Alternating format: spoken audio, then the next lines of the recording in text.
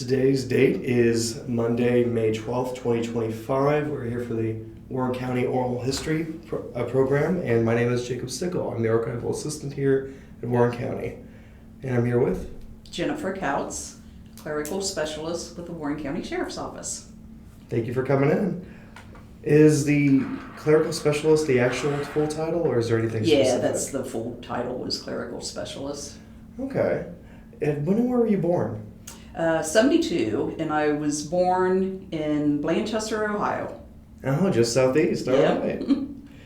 Did you grow up there? Yeah, stayed there through graduation, and even during my time in the military, it was my home address. All right.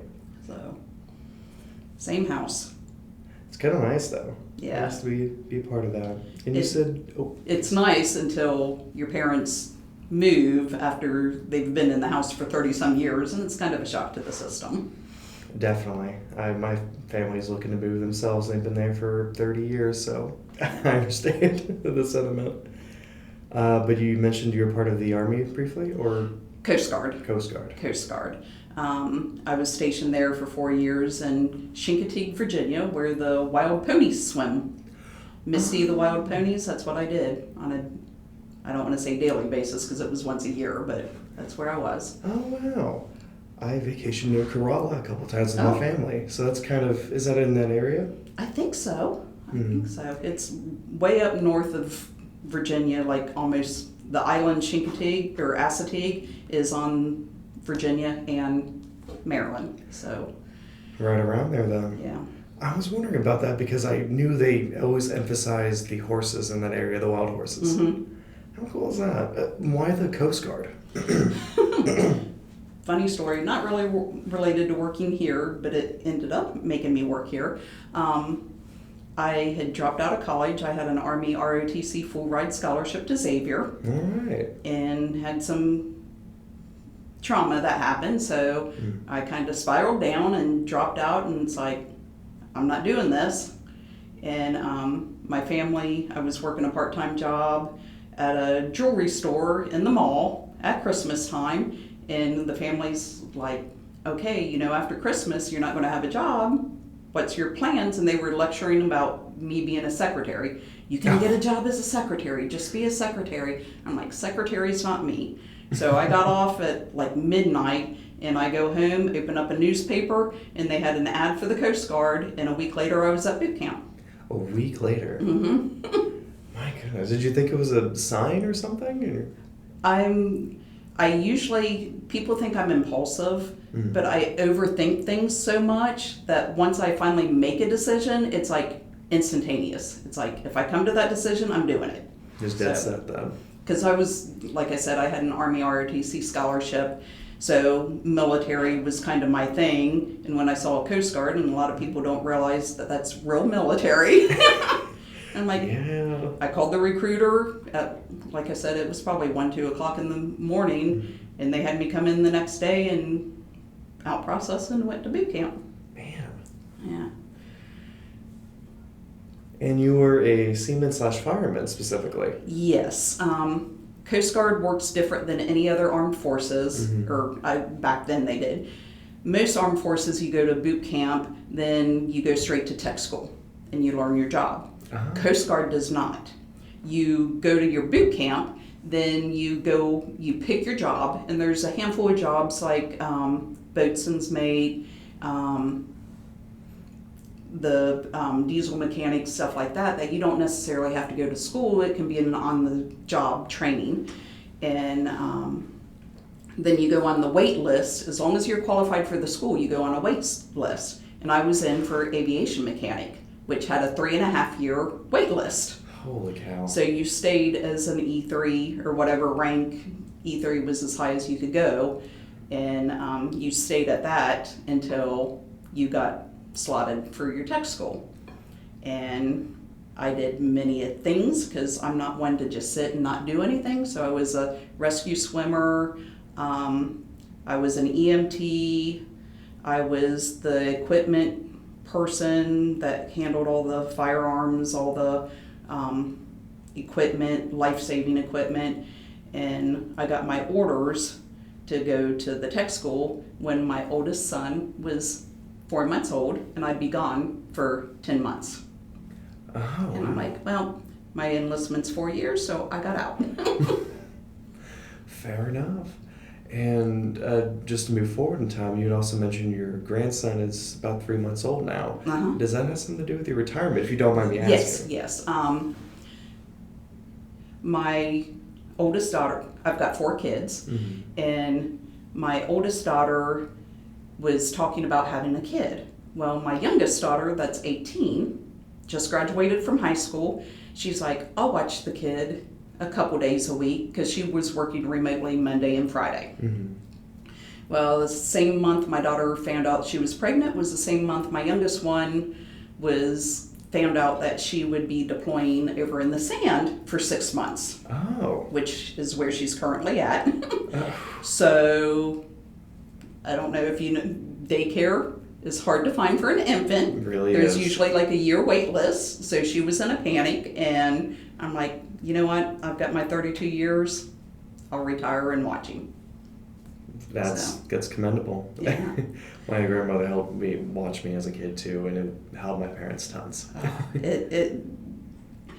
I didn't, because I'm not the typical grandma type, but it's amazing the satisfaction I get of being able to help my kids, where I couldn't help them when they were younger, because I was a single mom with 4 kids and had to work plenty of jobs, and I didn't feel like I could give them, I don't want to say emotional support, but I couldn't be there for them as much as I wanted to be. So now I can. Oh, that's nice. That's nice. How did you end up getting out of the you said you mentioned getting out of the Coast Guard. Yeah, I did my 4 years, and I moved back to Ohio, and I went to the unemployment office, because back in the day it was the old school. You went in the office, you filled out the paperwork forms. Oh, yeah. Excuse me. And I had an apartment in Claremont County, and I went to the Claremont County unemployment office and walked in and met with this nice lady, and it was the big old brown 500-pound desk, and she's like, I know exactly what I got for you. She pulls out the center drawer, like all the way in the back, she pulls out an old Rolodex card and says, call this number. And it was the sheriff's office. Oh. And I started there like 3-4 weeks later. All right. 3-4 weeks. That's a bit of a. It takes a little bit of time. But. Yeah. At the time, though, it was, I don't want to say rush, but which kind of, I started out as a corrections officer. Yeah, you mentioned that you weren't there for very long, though, right? No, because I got pregnant with my oldest daughter. And back when I worked as corrections, it was not the old jail, the old jail before the new jail had. I'm saying new jail, but at the time it was the new jail that's now gone. Right. So it was the old drunk tank. We're talking the one on Silver Street? No, the one behind County Court. That they converted some of that to use with the, at the time, new jail. But when I started there, the female inmates were still in the old jail. Oh, interesting. So we had the control booth, and I would have to go down there and sit in that cell, and it was, I could be wrong time-wise, maybe a week at most. It wasn't many shifts, and they finally moved them over to the new jail, which is now gone, because it's an old jail. Man, so Betty, it's a little, we have so many throughout their Yeah. history that it gets a little confusing. After all this, if you have time, we were getting some stuff from the sheriff's office that includes the one the jail we were just talking about, that control board, as well as a couple really? maps from there. Yeah, so you might even recognize it. Oh, yeah. We have no idea how to move this thing, because it's just a huge hunk of, it's about a Plywood third of with- yeah. It's about a third the size of this table, and yeah. And it didn't work half the time. Even back then. Oh, man. But I was only there for a little less than 6 months, because at the time I worked there, you only had 2 females per shift. And with 24/7, that meant 2 days a week. You had off 2 days a week, they had off, so you only had 3 days of double coverage. And I had very bad morning sickness. It was so bad that the inmates at the time I was Melzer. Miss Melzer, can we do anything for you? You know, because I just had morning sickness awful, and I felt bad not being able to work. And I knew there was only one slot for females. They couldn't hire anybody until I was gone, so I quit and resigned because of my pregnancy. And within 2 years, I get a call from Debbie Otto, which love her to death, highly respectable person. She's the reason I was able to retire here. Oh, wow. She called me up and said, "Hey, Jenny, would you be interested in a front office job?" And I went through the process and started in July of '98 as a clerk. Nice. My goodness, that's awesome. And she just realized that position was, well, you were leaving and that position opened up for you? Well, here's the real funny thing. I was hired in July of '98 because the sheriff's office clerks were going 24/7. Okay. That didn't happen till I believe 2022. Oh. Yeah. We were 5 days a week, 24 hours a day until I think it was 6 months before we moved to the new building. That's when we actually went 24/7. But on weekends, they would take the warrants, and the big file cabinets were on dollies, and they'd take them back to the jail control booth for them to cover the warrants. Oh, and just have people, okay. Yeah. I never would have guessed that. Yeah. It was old school stuff. Yeah. But to go back to, as a corrections officer, when I started there, they still had the big old, like half the size of this table, arrest book. It was still handwritten arrest logs. Yeah. And they were converting to the computerized. So you had the big, huge arrest book that you had to flip to the page of the date of when they were arrested. Then you filled out this little arrest card that you kept with the active inmates, and they had just, with the new jail, which now is gone, started using a jamming program to electronically process the inmates in. Oh. And I was one of the people that helped get that going, because we had a lot of the old matrons that old school corrections that they didn't do a lot of computer, so I helped transition over to the computer. All right. And we keep a lot of their old arrest cards in the back for us as well. Yeah, I've pulled many of those over the years. There is quite a few. They're interesting to read. Definitely interesting to read. Oh yeah, I've run across one that was a guy was arrested for throwing dynamite into Caesars Creek Lake to try to get fish. So they're fun. Yeah. Yeah. And what? So you, as a clerical specialist, what parts of that were you inside of? Because I know somebody's mentioned you were in Deerfield. People mentioned you were in Drug Taskforce. Yeah. What? When I started, I was front office. Okay.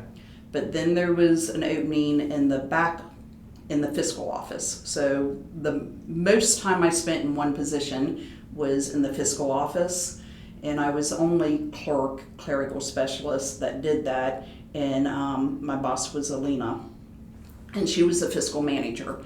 So again, back old school.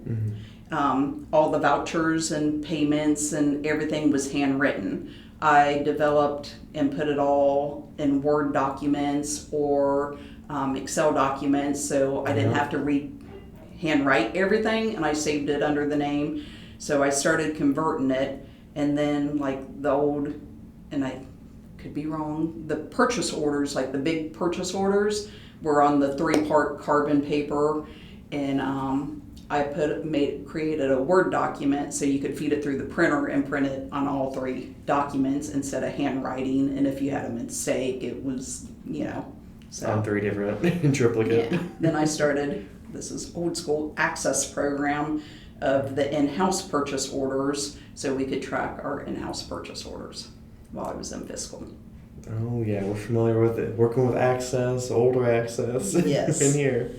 And then after that, I'm trying to think, I left the fiscal office after 10, 11 years, and I went up because that's when Larry Sims was elected sheriff, and there was this shift in the HR office. So I went up and worked HR for a year. Gotcha. That would have been 2008? 99. Huh? Nine, Oh, when Larry Sims retired, or are you referring when to? he was hired. When he was hired, my bad. Okay. He was, yeah, he was elected as sheriff. Not when he was hired. He was elected to sheriff, and he worked in the HR office, Right. and he previously had went over to, I think, chief deputy at the time. Mm-hmm. I could get it out of order because I don't really remember. And his co-worker was Lisa Dickerson. Oh, yeah. So she moved over to the sheriff's secretary spot, and that opened up a spot in HR. So I went into HR and worked there for a year. So yeah, I think it was not 99, 2009 was when I moved into HR. I'm getting all mixed up years-wise. No worries. 99 was when I went into HR, and I stayed there till 2000, and that's when I went out as the clerk at Drug Taskforce. And I was there for 6.5 years, roughly. I don't remember exact timelines. Mm-hmm. I'm awful with memory, and I helped the officers with the packets of the prosecutor packets. I did their buy audio, downloaded it. I scanned all their, it wasn't Laserfish. I'm trying to think what it wasn't on base, but we had our own scanning The system thing. there, yeah. Yeah. I know child support uses Traverse, and it'll hit me. Yeah, I can't think of the know name of it, but it was nice because it did, and I'm total mind blank what it's called, where it pulls the words out of the scanning so you can search by it. Oh, the OCR? Indexing. Oh, also It works? had an indexing that you could search and pull out the words. Mm-hmm. So it made it nice that if one of the guys said, well, somebody mentioned Bubba, I could go in and search and say, well, it could be this Bubba from this time. Here's the name that they mentioned here. Yeah. And then I stayed there until I went to, say, 2017.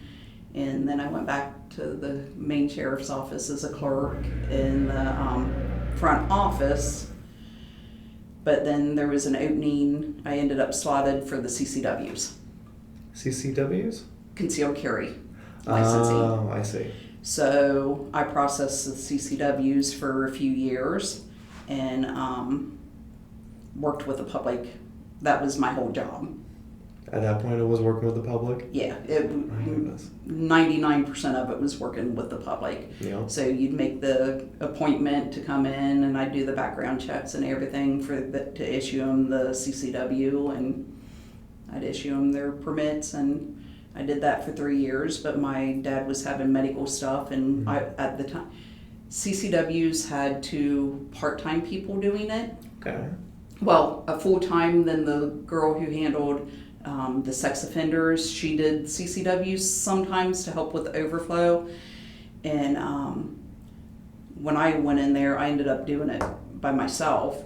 And my dad had medical issues, so if I had to leave work to help take care of him, all those appointments would be canceled. And so I left that and then went to just the front office. I don't want to say normal clerk, but the normal rotation clerks. Gotcha. Where most people start out in. Why? So they're just all considered different offices then? Yeah, it's as far as deputies go, you have the South Lebanon Post, you have the Deerfield, you have court services, you have different divisions. I see. So the clerical specialist is a clerical specialist, but we have our divisions. So you had the HR division, the fiscal division. Over the years, they created a jail division. Then I was the first, and still, to my knowledge, the only clerk that was down at Deerfield. Okay. So it was just the division you were assigned to. Gotcha. So why make all these hops between each division anyway? Out of curiosity. I'm a project person. Like I said, when I was in fiscal, I also did the scheduling system. for the sheriff's office at the time because it was old tic-tac-toe, like filling out stuff. Mhm. And when it came time for bids, and that's the thing I didn't remember, but now Sheriff Barry Riley is like, why didn't you mention that one day? And I'm like, because I don't remember doing it. And he's like, here, this is what you created. I'm like, okay. But I also did we've now gone to a real payroll system. Before, the vacation sick time wasn't really, it was hand tracked. Oh, jeez. And I created a spreadsheet, so if you used 8-hour vacation time, it automatically deducted that from your hours, and it turned that day into, I don't remember, like a blue square for vacation. If it was sick time, it'd turn orange. If it was a call-off sick time, it'd turn red. So a supervisor could pull that up in the computer and see it. And that's what I did in the fiscal. Then when I went to HR, I did a access program to track all the employee records and all the new hires. And then Drug Taskforce. I just like projects. I like creating new stuff and coming up with new avenues. And it's like, once I was at a place so long, there wasn't really anything to do at that point. Gotcha. Like what's the name that people give? Like an ideas person coming in and. Yeah, I'm not necessarily, I do have ideas and I come up with stuff, but if you tell me there's a need for something, I can usually come up with a resolution to it. So. All right. You're getting it done though. Yeah. Did we cover the exact year you came to the county? 96? 98. Well, 96 was when I was corrections, then I was hired back in 98. Gotcha.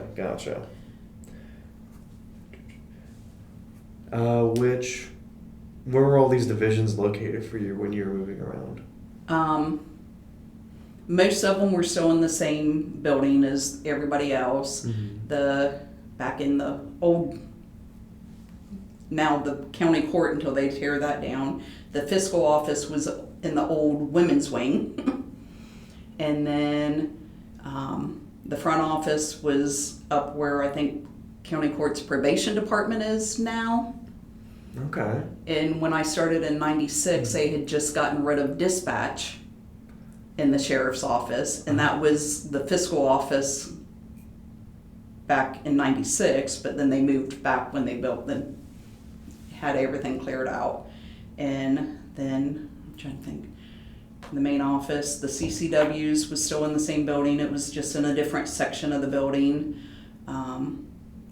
The Drug Taskforce was at an undisclosed location, and then Deerfield was down in Deerfield Township at the building they're at now. And while I was there, loved my supervisor. Well, I think he's still lieutenant, but I know he's going to be Captain Payne sometime this summer. Right. But he was good at giving me projects, and he's like, if you see something that you can improve, do it. Tell me about it. And one of the things I remember before I went down there, he's like, the supply closet's a mess. And I'm an organizational freak. I'm not a neat freak. I'm not, dust can sit, but if you put a finger across it, that drives me up the wall. So I organized the supply closet, came up with tracking for supplies and all that stuff. And I can't sit and not do something. And I'm like, the sheriff's office fingerprints. I'm like, why don't we offer that service down here? And he's like, I go, well, I probably regret it. And like a month and a half later, he's like, we're going with your idea. We're do fingerprints down here. So I started the fingerprinting down at Deerfield Township. All right. And back to the fingerprinting that I said during COVID, we were the only agency like forever away. I know south of Columbus to northern Kentucky that everybody had shut down during COVID, and we were still 24/7 operations, or for the sheriff's office, of course, and the clerks. We still came to work every day, and we still fingerprinted and stuff. Larry Sims was adamant, this is a service for our county, we're going to do it. And so we fingerprinted, and to this day, I think we're the only ones that do the old ink rolled fingerprint cards. Really? Mhm. In the same region or? Really anywhere around, yeah, because which granted they've adapted to, even though they're ink rolled fingerprints, they're printed out on a computer, but it's like a $10,000 piece of equipment to do it. And most people won't do those because the only place that you do ink rolled fingerprints is on inmates when they come in. Mm-hmm. So like Montgomery County used to do them. I don't think they do them anymore because you'd have to actually physically go in the jail to be ink rolled fingerprinted. Gotcha. And definitely during COVID they stopped that, and most of the agencies found that there's not a huge calling for it. It's only if you're dealing with the feds that you have to have the old school ink rolled. Oh. And everything else, web check seems to work, but the ink rolled, they don't, the federal government will not, whether it's ATF, immigration, job out of state, it's got to be the old school cards. Interesting. Yeah. Man, still doing that. Yeah. I remember Sims being very adamant about that at the time. Yeah. Oh yeah. Did you guys get a chance to wear for like protective equipment just in case there's any? We could if we wanted to, Mm-hmm. but serious, knock on wood. Mm-hmm. I shouldn't say the only person, but that was my job, was fingerprinting, and on a lot of days 30 to 40 people a day, because we were the only one around doing it. And I didn't wear gloves, I didn't wear a mask or anything. I just washed my hands and I could position myself. I was fine, and I never got COVID to my knowledge. Man, Yeah. that's good. Knocking out Yeah, I'm wood. It's not really wood, but the trim looks wood color. Yeah, I think it's like a plywood. Yes. Yeah. But goodness. So, yeah, we were allowed to wear it if we wanted to. We didn't have to. And I'm not an up close personal type person anyway. Mm-hmm. So I could, because back to 96 when I was a corrections officer, I could fingerprint somebody and be 2 feet away, like over here, or fingerprint it fine and turn the other direction. I didn't have to look to see what I was doing because it was a second nature thing to me. Mm-hmm. Did anybody have any adverse behavior when it came to fingerprinting? The worst one ever was this lady, and I know people understand it now. She had like meat packing disposable gloves on top of knit gloves, on top of regular gloves, and she was refusing to take them off for me to fingerprint her. I'm like, I can't fingerprint you unless you take them off. And she's like, I want to talk to your supervisor. And I believe, I could be wrong, I believe Larry Sims actually walked out in the hall and said, if you want fingerprinted, take off the gloves or you can leave. And so I fingerprinted her. She took them off, wadded them up, threw them on her purse that she had sat on the ground. And when she was done, she puts them all back on her hands. Didn't wash her hands before or after or anything. And I just kind of, okay. Goodness, that just seemed. But that was at the prime when everybody was very paranoid about it. Yeah. But that was my biggest standout. Kind of have to chuckle about. It almost seems like they just were trying to avoid fingerprinting entirely, and they didn't care about any sort of precaution. Oh Lord. What were some of your daily tasks and duties? And we mentioned briefly some of the Excel spreadsheets and the Access projects that you were taking on. But what about like the Drug Taskforce ones, if you want to talk about those? Yeah, I helped download the buy audio and video, and I actually did a lot. Another thing, my project, because I got bored out there, I did when you're dealing, because a lot of people don't understand with the Drug Taskforce, you don't necessarily stay in Warren County. Oh. They're all the officers, like from the different agencies, they had credentials for ATF, for DEA, they had federal credentials, so they could go anywhere with it. So if we went in another agency's jurisdiction, we would deconflict that. So I would have to contact the state, notify them of the address that we were doing a buy at. So then they would know that if something like another agency we see a drug buy going down, they would know to steer clear. And Okay. I also, which it was totally hired out at the time, but transitioned over, I didn't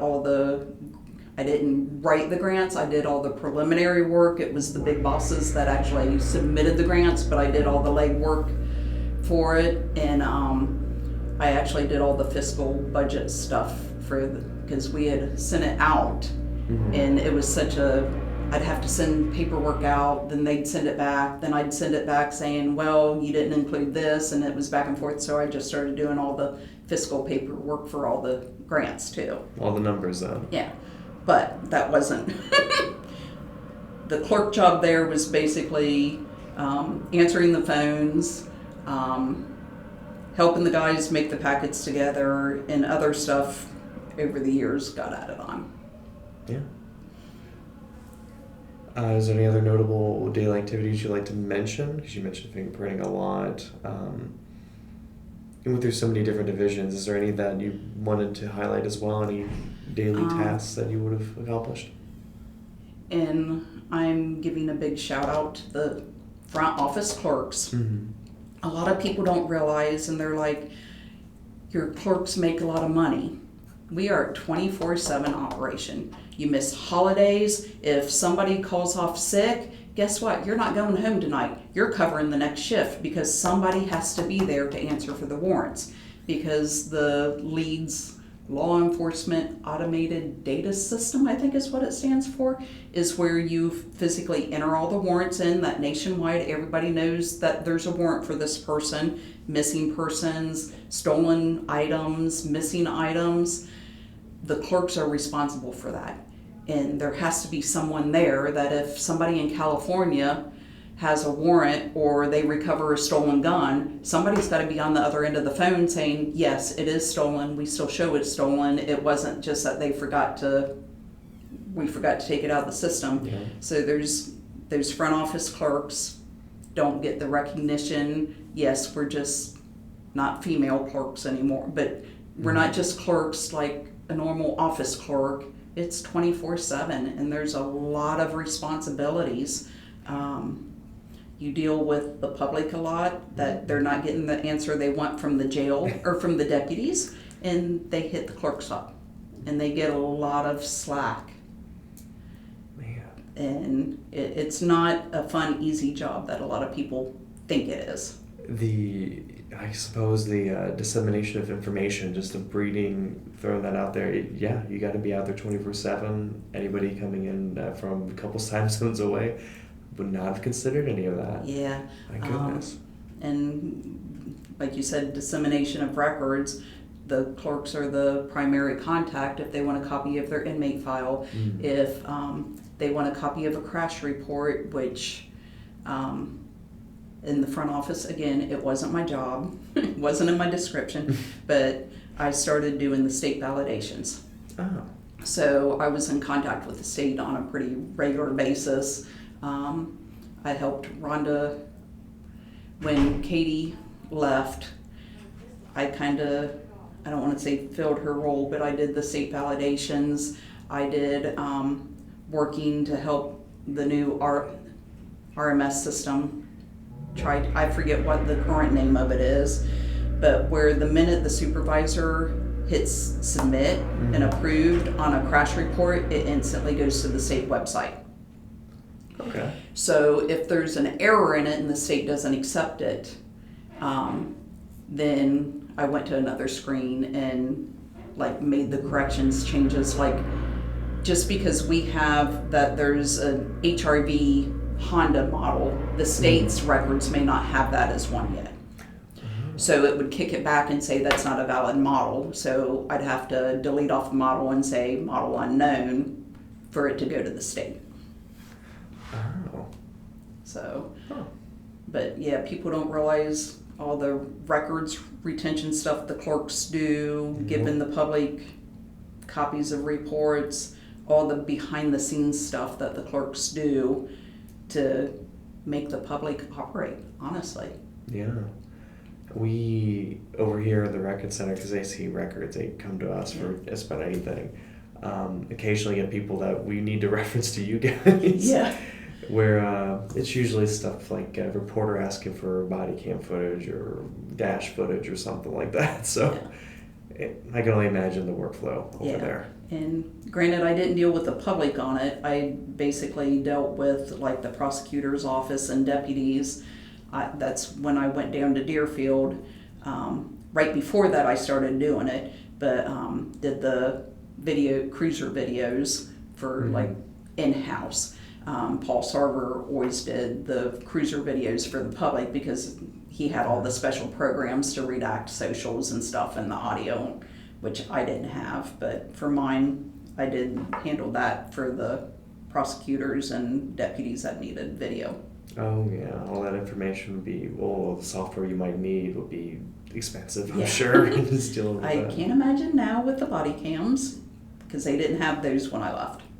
Yeah, I don't know what the status of that is now, but I know it's starting to get rolled out, I think. It started to get rolled out, I'm wanting to say end of February, beginning of March. Okay. But what they were doing was, as the deputies went through in service, because the deputies once a year have to, I think deputies might have to do it twice a year, but they have to have classes and stuff in person.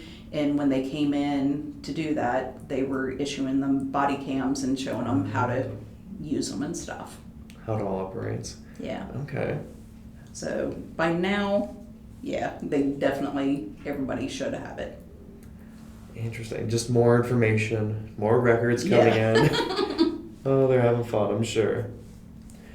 How has your work changed throughout the years? We mentioned moving and all that, but what about stuff like fentanyl coming in or becoming prevalent, or marijuana becoming less legalized, or versus whatever you like to touch on? We didn't deal a lot with the fentanyl per se, other than the precautions. Because people don't think about it. That was when fentanyl first hit. That's when the Narcan, and we had several deputies that when they were searching people had reactions to it. Oh. And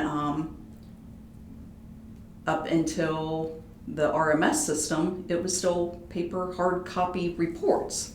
So they might have had it, touched the paperwork, so you were, I don't want to say cautious, but because by the time it got to you after the supervisor approved it and did all that, you didn't have to worry about that being on. The marijuana, I know it changed a lot of aspects for a lot of people, and how that majorly changed for me was at the time that all got approved was when I was doing CCWs. Yeah. And the medical marijuana was approved. People don't realize it's still against federal law, and you cannot possess a firearm if you've used marijuana in the last year. So a medical marijuana card boots you out of having a CCW. Oh, wow. Yeah, because the federal government still, unless it's changed recently since I've been doing it, marijuana is still illegal federally. So you cannot possess a firearm if you use or have used marijuana in the last year. Interesting. I guess it makes sense, but that's just a little legality I would have considered. Did you run into any hateful comments about people mad about? Yeah, quite a few. Because at the time, federal is only a year, but state of Ohio CCW at the time is if you've ever been convicted of a drug charge at all, you're booted out. So, well, I did marijuana 20 years ago, and it's like, knock on wood, I never did, but a lot of people have tried marijuana. But if you got caught with a joint 20 years ago, technically you're not allowed to have a CCW in Ohio at the time. And they're like, well, that was expunged. That was I'm like, it doesn't matter. If it's on your record, that's... Yeah. So that was where I saw the most with the marijuana, was that people didn't realize you're not allowed federally to have a weapon. Interesting. I wouldn't have considered that being Yeah. a... Huh. That's like a lot of the marijuana places, they can't federally bank because it's still illegally Yeah. federal. So a lot of retired cops out back in Nevada and all those places that had it legal, they would hire retired cops because they kept all the money there because they couldn't deposit it in the bank. Oh. Yeah. Huh. Well, little loopholes you just have to Yeah, try. I and suppose. things I'm sure have changed by now with all the talk and Rapidly, I'm sure. yeah, but yeah, that's the marijuana big affecting and like people medical marijuana DUIs. Yeah. They would get them for DUI, Mm-hmm. or That's what it'd be it's like. now called OBI. Oh, I'm right, old right. school. I Operating understood. vehicle impaired. And marijuana, it doesn't matter if you have or prescription for Vicodin. If you're impaired, you can't drive. Yeah. People would complain quite a bit about that. I'm sure.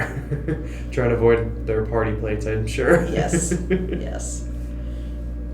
What other aspects had changed throughout the years while you were working for the county?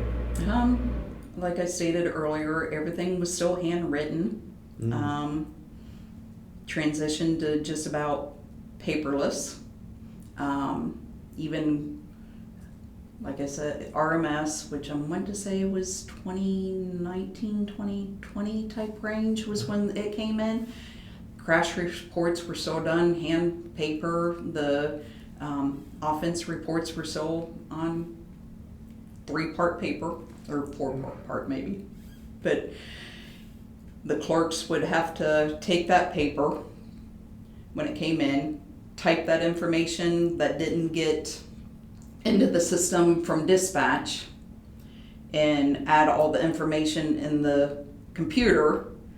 Then they'd scan and index the reports, crash reports, whatever, and then that's where probably quite a bit of your files back there came from the old hard copy written, and A lot of them. everything now is pretty well. The only thing I think is still on paper is witness statements that you hand people to fill out for crashes, and like if they're a victim of something, they'll handwrite their statement, but other than that, everything's electronic now. Interesting. Yeah. Oh, well, yeah. So that's the huge difference. Definitely. And I'm surprised it was in that frame, too, because I always wondered who would be the leader in terms of documentation, especially going from hard copy to digital in the county. I'm surprised it was, I guess you guys deal with the overwhelming amount that you would get, especially with the growing county. Interesting. And you say victim impact statements, or was it like witness statement. Witness like statements, if somebody thank you. stole, you had to tell your story of why, and those would be handed in, and then we'd attach them to the original. The clerks would attach them to the original report and scan them and do all that. I gotcha. But right now should make your guys' life somewhat easier. I think that's pretty well the only thing that hard copy that you guys would get anymore. Makes it a little bit easier for now. People love their digital clutter too, holding on to old emails. Yeah. That's interesting. It's still, paper's still universal. I would still call people. At one point I was trying to talk to a lot of older farmers. Called one guy. He said he didn't have a computer or anything else with him. He just had his phone. Yeah. I'm like, okay. Paper's still universal in that sense. And it's funny that it's so recently that we lost the paper, because I could be wrong on the timeline. My memory is awful on timelines. I don't remember a lot of stuff. For, I'm guessing, a year and a half, we did both the hard copies and the electronic until we knew that the system was working. So That's a good idea. Redundancy being, Yeah. for security reasons. and when they first converted over, we had to take, because it was like a week or two, we had to hand enter the reports that were still being handwritten. Then we'd have to go and type them totally 100% into the computer. Yeah. Throw on some And- music or something in the meantime. And the problem is with computers is the way validation. It's the thing that the state will accept, like all these FBI reports about crime statistics and all that stuff is from our reports. And we submit them monthly. And not to get too detailed, but like if it's a theft report, you have to have these fields filled out in order for it to be able to be submitted to the state. And if they miss this field, you couldn't submit to the state. So if they didn't write it on the report, or if you went out of order of what the state considered right, it would clear out your stuff and you'd have to redo, which takes me back. The new leads, the law enforcement computer that's nationwide, back in the day, it may not have been DOS, but it looked like DOS. So if you had to enter a warrant, you would do EW : / the name, last name, comma, first name, comma, or space, middle name, then comma, colon, and it had to be every single field of everything on that warrant you had to hand type, and it had to be in a certain order, and if there was something not on there, you still had to hand type that stuff in. And if there was an error in it, or if there was a change to it, like instead of being John Smith, they wanted it to say John William Smith, you would have to retype the whole entire thing. Now you just go in and you put the numbers in and you say, on this warrant, I want to change the name. That's so much nicer. But back in the day, you had to hand type everything out. And you had to memorize the order it went in, because if you didn't put it in the right order, it would reject it, and it wasn't like today's where you could copy paste. You had to start from the get-go. I know bits about DOS, and it just sounds like any little, like, add extra space somewhere, and then the whole thing is borked. Yes, it was horrible. That sounds awful. Well, that's a relief that you retired. Goodness. Yeah. What is something that people didn't know about your position or role? Probably just with the front office clerks. Like I said, they don't get enough credit that they're 24/7. During COVID, it didn't matter. The clerks were considered essential personnel because the deputies, the COs needed us.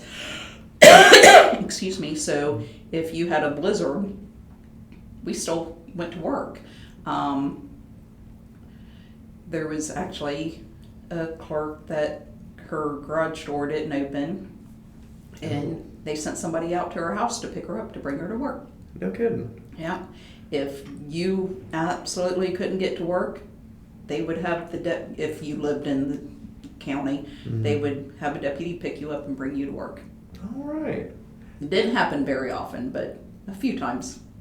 We had that one snow emergency in, was that January 5th, I think? It was right when Barely Riley first started. First came in, and we picked on him because snow emergencies are not a thing for the sheriff's office. Yeah. And he had to do it like his first week. So you clearly work with the public very often. Do you find it rewarding? Yes, and depending on what part of, like, which, like, working in the fiscal department was totally different than working in the CCWs, and I don't want to say the way you interacted with people, depending on where you were, totally different. The fiscal office, I didn't really deal with the public all that much, but the CCW, I don't want to say it was only the public, but I don't want to say you were more lax, but you were more personable with them, you interacted with them more. But then if you're a jail clerk and there's somebody yelling at you because their boyfriend or girlfriend's in jail and the court said they released, and it's like, well, you can't do anything until you get the paperwork from the court. So depending on where you work as a clerk, you have to totally interact with them different. Totally different personalities depending on which division you were in. Yeah, whoever's coming up next, whoever's coming up. And Just gauging. working as a front office clerk at the sheriff's office, we dealt a lot with the jail people. Then I go down to Deerfield and you deal with it all across the board, but there's a different, I don't want to say classification of people. People came in with a different attitude coming down to Deerfield than a lot of the people that came to the main sheriff's office. I don't want to say bypassers, but people would just stop at the main sheriff's office for the board of elections, or you know, it was, you never knew what you were getting at the main sheriff's office. Down at Deerfield, it was pretty well. The public needing assistance or needing to file a report, so it was a totally different aspect of being a clerk. That makes sense, because we have a whole campus here. It could be any number of reasons why they would be coming to the main sheriff's office versus just Deerfield. I mean, they're for you guys. Yeah, Deerfield had its not so great population that would come into the office. I don't want to say not so great. On the other side of the law, population that would come in, but 95% were law-abiding citizens that needed our assistance. Where at the main sheriff's office, it was probably closer to 50-50. Just because of the location with the jail right there. I can see that. Yeah. So they're different. I don't want to say a way of you definitely had to switch up your thought patterns and how you dealt with people on a daily basis, because one person could come in and be a victim of a rape, and the next person come in and they're yelling at you because their son didn't get released in the right time from the jail, or the deputy shouldn't have made a report and shouldn't have arrested them. So it was like so back and forth. I don't want to say you had to have multiple personalities, but one time you'd have to be like, oh, I'm so sorry. The next time you're like, you need to sit down, wait, I'll call a supervisor, somebody will be out in a minute, and you had to be a little more stern with some. Absolutely. And that would have changed in a matter of like an hour or so? Oh, literally from the person behind them in the line. Oh. Yeah. Jeez. So I felt kind of bipolar sometimes, because it's like, then you'd have the little old guy that couldn't hear, so you're being loud and having to like yell through the window of, you know, what to do. Then the next person would be a sweet 17, 18-year-old that's just like, I was in an accident and I need to get a copy, and just, you had to switch up how you interacted. Absolutely. Did you have to develop thicker skin from going one person to the other? Like one person yells at you, the other person comes in, you don't want that to affect. Yes, and I'll be the first to admit, sometimes I didn't transition as well as I should have. But yeah, you definitely had to call yourself back and, okay, wait, this is a new person. Just because the last one called me every curse word in the world, this person could be missing their kid. So I had to check myself several times. I would have to too. Yeah. Goodness. Did you find it rewarding? Working with the public. Yeah. One wasn't necessarily per se the public, but I ended up dealing with him in the public. Back when I was a CO in the jail, one of the kitchen trustees, which are inmates that are approved to do jobs within the jail. So it's the inmates that cook for the other inmates. There's the contract place supervises. But this one kitchen trustee, he was an alcoholic, bad alcoholic. And he'd come in, I'm gonna kill you, your kids, your family, then the next day, he was a kitchen trustee, I'm sorry. And he was a good guy, just had problems with alcohol. And I saw him when I was in the front office, several years later, and he had cleaned up his life, and he was there paying like a speeding ticket or something, and got to hear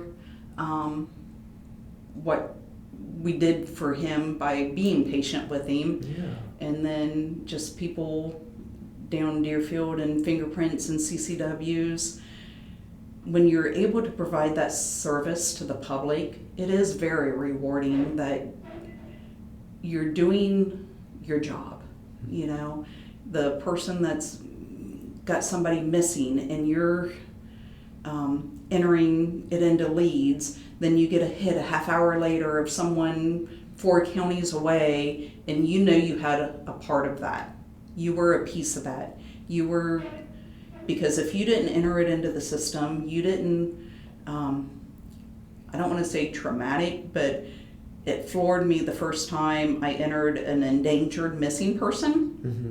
And it went on the Artemis signs on the highway. It went instantly to the news, and saw it like flash over in the news. I'm like, I hope I did this right. And they found him like an hour or 2 later. He had dementia, and they found him.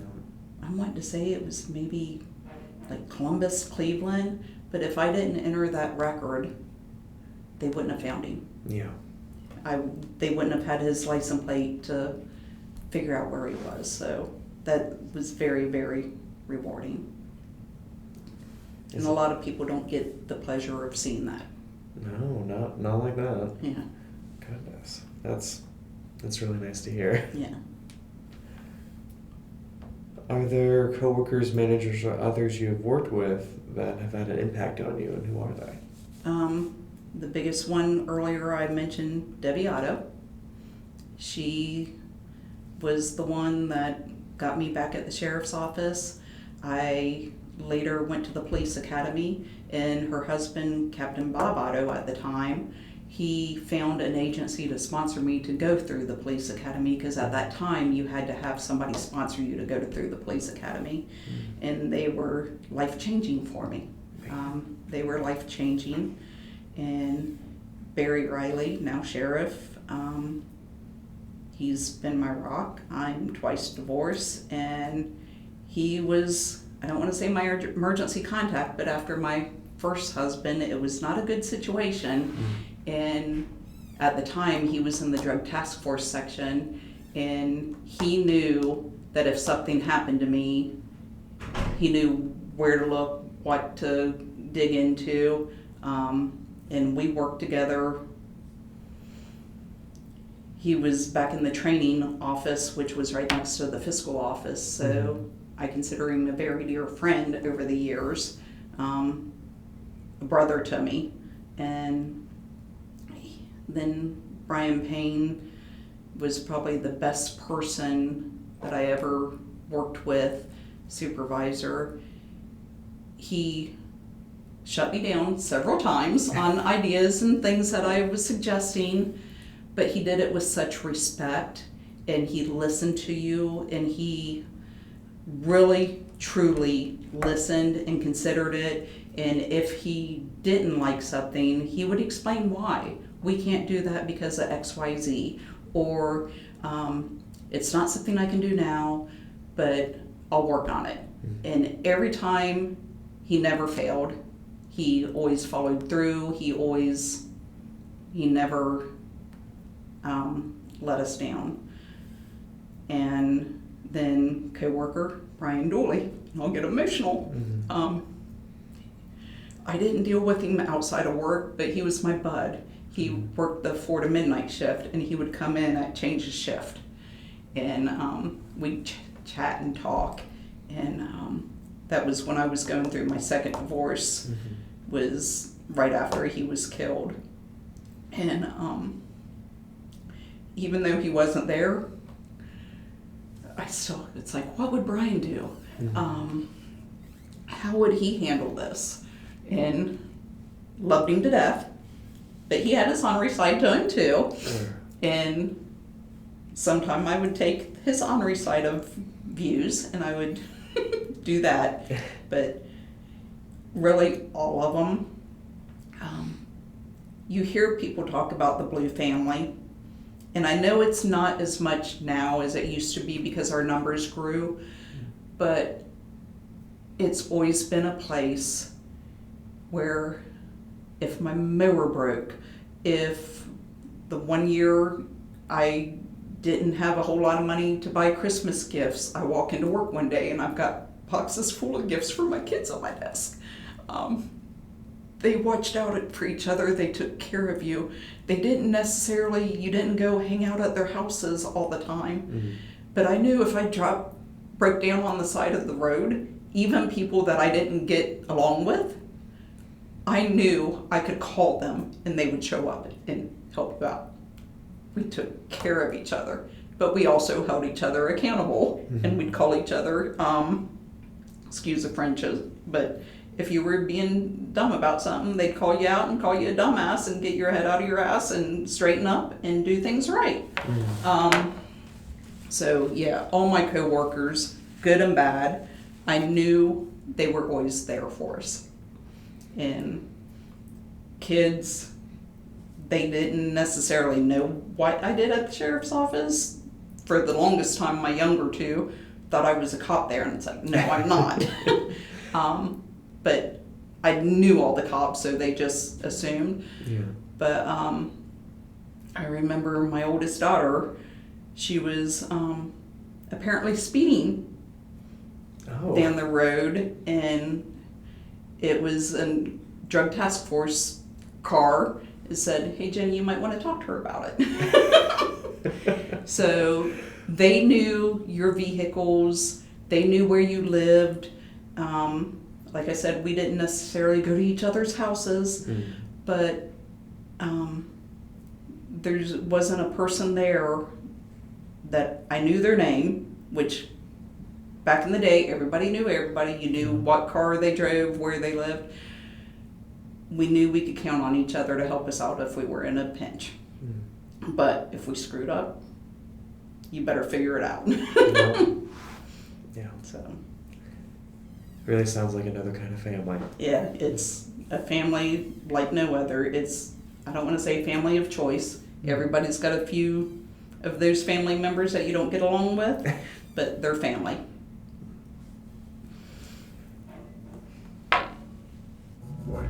Are there additional projects you'd like to highlight? No, I think I went overboard on a lot of stuff. No worries. Are there other highlights you would like to mention of your time in the county? No, just the value of the people on the county aspect. I'm sure you've seen the news. There was a lot of cop haters and stuff, but Warren County has always been spectacular. Spectacular. The citizens of Warren County appreciate the law enforcement. They do hold us accountable, and I think everybody that works in Warren County, whether it's a Franklin, Deerfield, Lebanon, I think all the law enforcement are very well thought of in Warren County. And someone used to always say, and totally agree with them, Warren County was a bubble.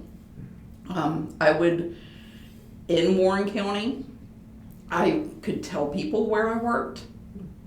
I did not leave the county. Nobody outside of the county knew where I worked. I would never wear anything that would signify that I worked for a sheriff's office.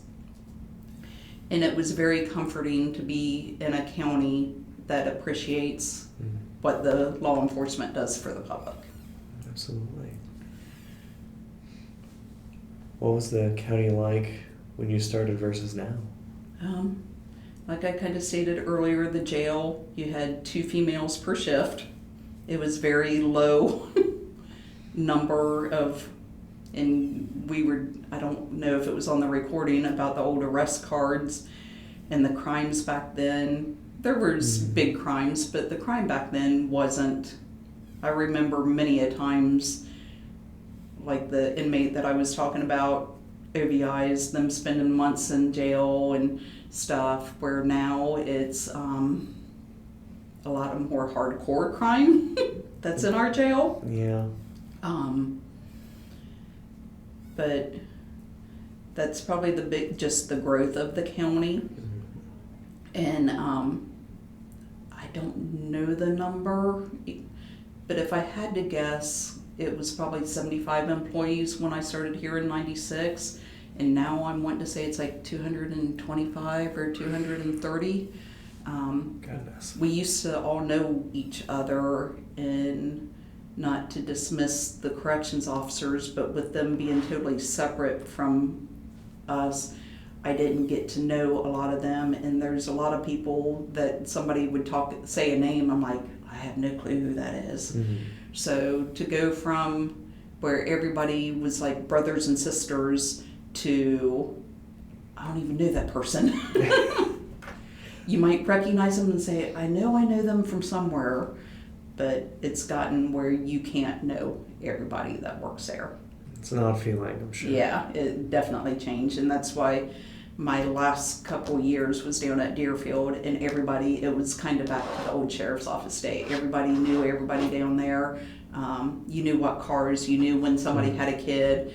Up at the main sheriff's office / the county, it's like coming in this building. I haven't retired that long, but when I worked in the fiscal, we dealt with everybody in the county. And it's like, I don't know. The majority of the people, anybody that I remembered from the county are probably long gone retired by now. Long gone retired. So just the growth of the county and the number of employees for the entire county. And back in the day, there was a wait list. You had to know somebody to get hired on at the county. And to see still job openings on the county's website just floors me. It's a wonder. I remember talking to other people just saying that they had to know somebody to help get in here. Yeah, it was literally you had to know somebody, be a friend, and that's why I so the blessing of the unemployment. And back in the day, I don't know the exact numbers, but like when I was in HR and we did deputy hiring, it was like for one position you'd have like 100 people show up and test. Now that's not the case. You might have one position and only 4 people show up to test. It's not the big draw to work for the county that it used to be. What are some of the most important things you've learned working for the county? Just what a special place Warren County is. I grew up in Blanchester, and it was a rural kind of country, and Warren County showed me a different aspect. It was like, I don't want to say big city, but you had the stuff that big cities had, and but you still had the country literally right down the road. Yeah. So it was kind of the best of both worlds, and the camaraderie that you got working for an agency. Like I stated a few minutes ago, I used to know people that worked in the county, and even the whole county was kind of a family. You would see, which she's retired, but Tiffany Zendel, the old county administrator, and all these people, you knew everybody in the county. And it was special to growing up in Blanchester. Everybody knew everybody because it wasn't that big. But the county itself, everybody knew everybody. Everybody had that welcoming, wave at your neighbors. And I thought that was only available in Hicktown, small town, Blanchester. But even in a bigger town, county, it's possible. It's nice to hear. What have you missed the most about working for the county? It's like I still am in contact with a lot of them. Right. We get together, some are still working, some are retired, but we do luncheons together and do everything. And like I stopped over at the sheriff's office the other day, and I showed my grandson off, and it's like your brother that moved out of state. Mm-hmm. You're so used to talking to them, good and bad, interacting with these people on a daily basis, and then you're not. Yeah. It's like I don't want to say an afterthought, but it's like, oh, I haven't talked to someone in a while. I got to shoot them a text, or hey, let's meet up for lunch. Every day you saw them. Every day you saw them. So I miss that camaraderie. What have you been doing since you retired? I retired because of watching my grandbaby. Mm-hmm. My oldest daughter was planning on having a kid, and my youngest one just graduated from college, or from high school, and she was going to watch her the days that she didn't work remote. And then the same month my daughter found out she was pregnant was the same month my youngest daughter found out she was being deployed over in the sand. So the panic of the daycare, and I retired with my 32 years on PERS, and which I bought some military time. Yeah. So been babysitting. Do you plan to do much else? Once I It's early yet, I know. yeah, I love my grandson very, very much, but I'm one that believes when they get a little older, they need to be in daycare. So I'm like a year and a half when they transition out of infant room to like toddler room, he's going to a daycare. I won't watch him anymore unless like a need be basis. And I've got my oldest son his wife is active duty military, so they've been all over the world, and I'd like to travel and visit them and just kind of fly by the seat of my pants. Being a single mom most of my kids' life, I didn't get the luxury of doing what I wanted when I wanted. It was the school activities, and it's like, once I'm done watching him, I'll do what I want when I want. There you go. Go bother them across seas if you want, why not? What advice do you want to give to Warren County employees? And I'm going to look straight in the camera and tell you, put into deferred comp. I don't care how I was, like, I could have qualified for food stamps, free health with what I made working for the county, because I was a single mom with 4 kids and my income wasn't that much. But I always adamant, I'm talking to you, put money in deferred comp. I think the minimum's $25 a pay. Do it from day one.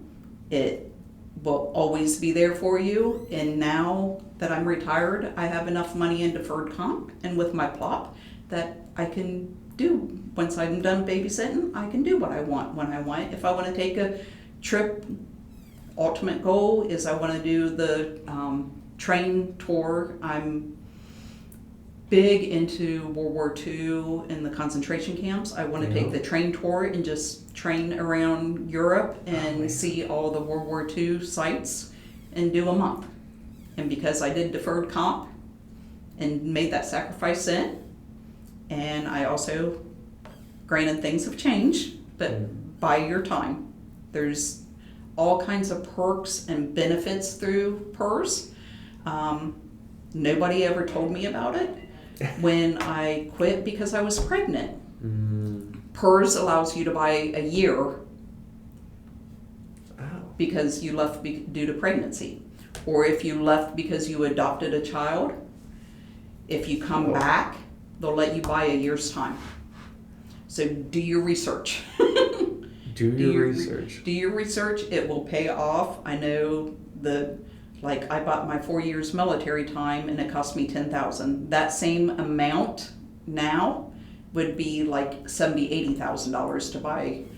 So even though it seems ridiculous, do what you can when you can. If you can only afford to buy a month at a time, buy a month at a time. You can buy your time from your deferred comp. So if you build up your deferred comp, that 1 year, I had it transferred out of my deferred comp. So it gave me 32 years when I physically only had 27 for the county. Wow. So do your research. That is solid advice. Yeah. I think get a hold of OMB and start posting. Yeah, and like I'm sure the county is great at it, but there's many people when that was a bus driver for a school, Yeah. you can have that time transferred over to PERS. If you were, I forget who it was, they were like a lifeguard at a city swimming pool. Yeah. That time can be transferred over because cities pay into PERS. Absolutely. The police and fires do police and fire, but the like clerks and other people pay into PERS. Yeah. So all that time counts towards your vacation. It counts towards your time at PERS, which PERS keeps track of that. But do your research and know where you get your benefits, because there's plenty of benefits out there for people that work for the county. They just have to look for it. Absolutely. I interned for a community college, St. Clair's Community College, so I paid into OPERS there and started up here, and I'm like, oh, I can lump that together. Yeah. A lot of benefits. And I don't know if everybody in the county, but the vacation time, your vacation, once you document when you work there, like a lot of people that did volunteer, but you get paid by the fire department, like if you only work 1 day a week, you can transition that time over to PERS and get your vacation and your PERS time for that. There we go. Yeah. I'm glad we recorded that. That's going to be great. Yeah. Things may have changed, but when I left, that was my big project. I lectured people all the time. Good. Get your benefits that you deserve. It's only been a few months, so hardly even that. So I'm sure it hasn't changed much. Is there any additional? No, sir. Okay. Thank you so much for coming in. Thank you for doing this for everybody, because down the road, it'll be forgotten about the old jail and the turn knobs and Exactly. a lot of the matrons that came from the jail to work as COs. All that stuff will be gone from memory if you guys don't document it. Absolutely. That's when we get all that down, and it's very important to us. Well, thank you so much Thank again. you. And I will end the recording. Thank you.